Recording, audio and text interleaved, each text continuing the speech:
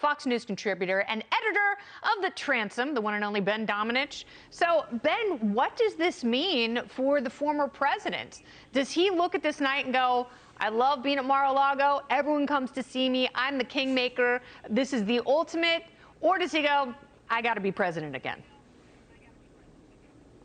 You know, I think that he certainly takes away from a very good night, signs that his agenda and his approach to politics, have been vindicated in places like Ohio and Indiana.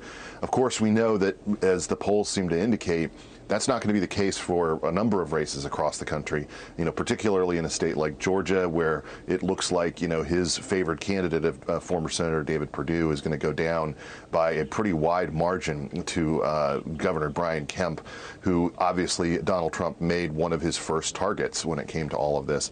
Look, the attitude that I think that Trump ought to have in this moment is one of saying, being able to claim victory, being able to claim that a lot of his candidates were vindicated in their approach.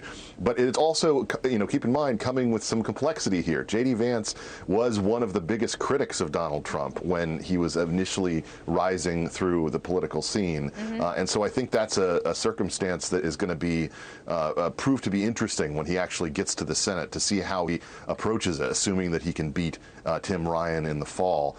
This is going to be a very complicated series of elections, and a lot of people like me are going to try to read the tea leaves to see how powerful is Donald Trump. And at the end of the day, I think a lot of the outcomes here will determine not whether he runs or not, because I believe he's going to run, but how big of a challenge he gets from a potential challenger.